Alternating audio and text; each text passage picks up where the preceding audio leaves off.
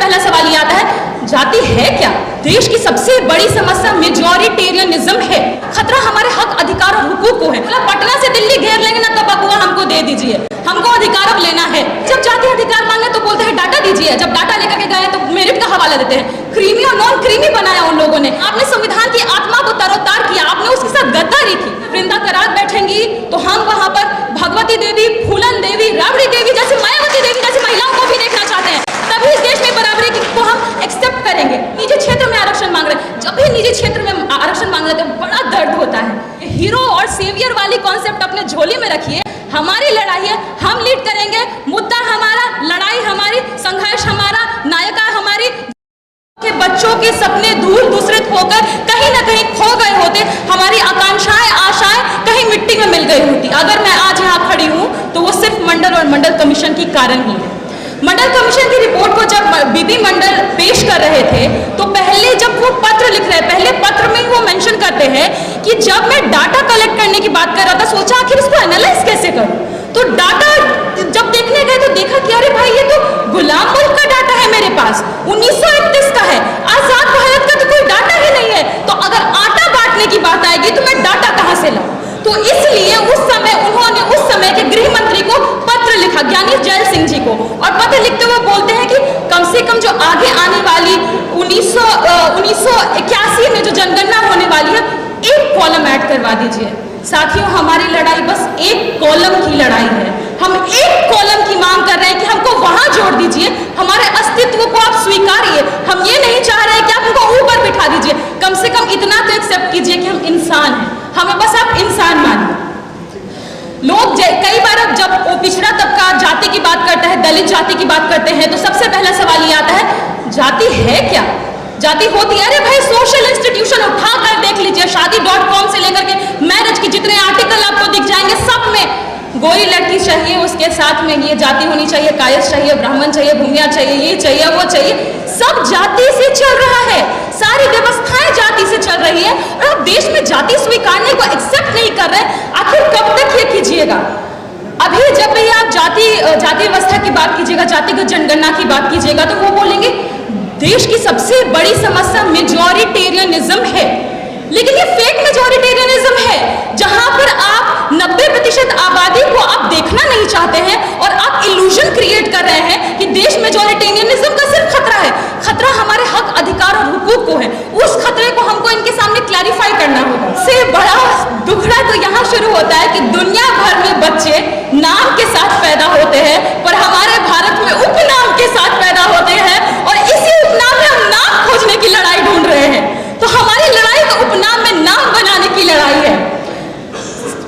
अभी आप देखिएगा कि मंडल कमीशन आने के बाद में यूनिवर्सिटीज का पूरा नक्शा बदला है। बहुत सारे नारों में वो आपको देखने को मिल जाएगा। हम जब जेएनयू में आए, हम लोगों ने खुद का एक नारा तैयार किया। उस नारे को हम कहते हैं, Arjun Mandal VP Singh we shall fight we shall win, Karpoori Lalu VP Singh we shall fight we shall win. और ऐसे हमने पूरे डिस्कोर्स को चेंज किया है और डिस्कोर्स चेंज करने का मौका तभी मिल पाया जब हम वहां पर पहुंचे। अब जब कोर्ट जाते हैं, जब हम अपने अधिकार की बात करते हैं, कोर्ट डेटा मांगती है, दिया ना डेटा, बिहार ने डेटा दिया। हमने वहां पर कास्ट सेंसस करवाया, तेजस्वी जी और महागठबंधन की लीडरशिप में वहां पर हमने फोर्स किया, बोला पटना से दिल्ली घेर लेंगे ना तो बबुआ हमको दे दीजिए, हमको अधिकार अब लेना है। हमने वहां पर सर्वे करवाया, डाटा निकल करके आया। उसके बाद हम गए और हमने मांग की भाजपा सरकार से कि हमको 9th शेड्यूल में शामिल कर दीजिए ताकि हमारे अधिकारों का हनन आगे ना हो पाए। नहीं किया उन लोगों ने शामिल। और क्या हुआ? जब पटना कोर्ट में, हाई कोर्ट में मामला गया, वहां से इसको रद्द कर दिया गया। तब तो हमको भी यहाँ पर बड़ा श्रूडनेस नजर आता है कि पहले जब जाति अधिकार मांगे तो बोलते हैं डाटा दीजिए, जब डाटा लेकर के गए तो मेरिट का हवाला देते हैं। क्रीमी और नॉन क्रीमी बनाया उन लोगों ने। आर्टिकल 340 में लिखा गया कि वो पिछड़े तबके कौन होंगे? जो सामाजिक और शैक्षणिक तौर पर पिछड़े। आर्थिक का तो कोई सवाल ही नहीं था। जिस समय आपने उसमें आर्थिक जोड़ा, क्रीम जोड़ा, उसी समय में आपने संविधान की आत्मा को तरोतार किया, आपने उसके साथ गद्दारी की। इसीलिए लालू जी ने कहा कि जब आजादी के बाद जब क्रीम तैयार हो रहा था तो क्रीम एक तबका ले गया, हमको तो मट्ठों ने नसीब हुआ। तो ये मट्ठा मांगने की लड़ाई चल रही है साथियों। खैर, अभी हम लोग जब कोर्ट में जाएंगे तो सीधी सी बात है, we are not represented there. कल जब हम एक टॉक था जेएनयू में, तो वहाँ पर हम लोग चर्चा कर रहे थे कि आदिवासियों और दलितों की राजनीति में दिक्कतें क्या क्या है, चैलेंजेस क्या क्या है। वहाँ पर प्रोफेसर एमपी राणा सर एक डेटा कोट करते हैं, लिटरली वो व्यक्ति मतलब मानना पड़ेगा, दाद देनी पड़ेगी, वो 1000 जजों का डाटा लेकर के आए, कैलकुलेट किया, काउंट किया, उसके बाद मिला 1000 जज में मात्र 27 लोग ओबीसी हैं। जहां वो रिप्रेजेंटेड ही नहीं है, वहां कैसे जस्टिस की बात करेंगे। और जब भी जातिगत जनगणना की बात होगी, रिप्रेजेंटेशन की बात होगी, हम कोटा विद इन कोटा महिलाओं के आरक्षण में भूल नहीं सकते हैं। क्योंकि मुझे लगता है जब वो लोग कहते हैं कि सभी महिलाएं बराबर हैं, तो ये धोखा है।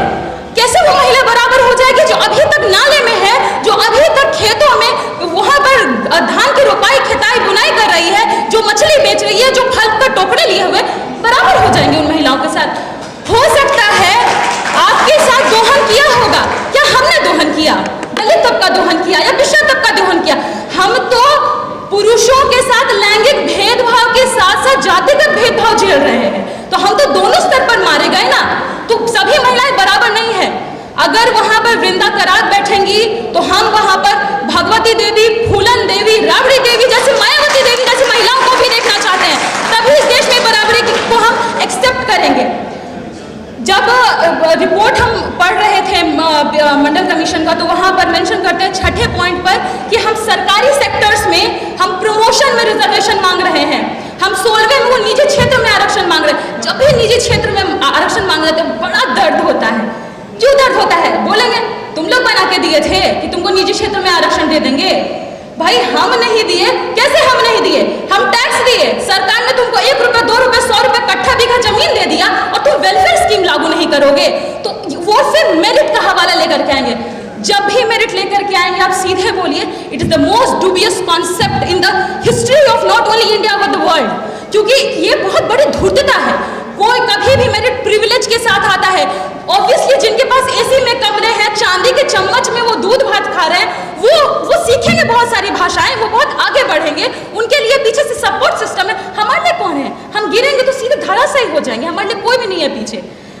बहुत सारे वक्ता है जो इंतजार कर रहे हैं, इसलिए मैं बस इतने बात से अंत करना चाहूंगी कि शुरुआत में ही बीपी मंडल जी ने कहा कि अगर इस रिपोर्ट का हाल भी काका कालेलकर के रिपोर्ट के जैसा हुआ, तो वो तबका जिसके अंदर पीड़ा सदियों से चली आ रही है, उसकी आशाएं, आकांक्षाएं सब मिट्टी में मिल जाएंगी। तो ये उसका हाल मत होने दीजिए। साथ ही साथ एक और अपील रहेगी कि बहुत बार ऐसा होता है कि हम कहते हैं कि लड़ाई में कोई और तबका आगे आता है, बोलता है हम लड़ाई लीड करेंगे। नहीं साथी, ये हीरो और सेवियर वाली कॉन्सेप्ट अपने झोली में रखिए। हमारी लड़ाई है, हम लीड करेंगे, मुद्दा हमारा, लड़ाई हमारी, संघर्ष हमारा, नायिका हमारी भूमि, और हम ही इसको लीड करेंगे। बहुत बहुत शुक्रिया। जय भीम, जय प्रसाद, जय मंडल, सतरंगी सलाम।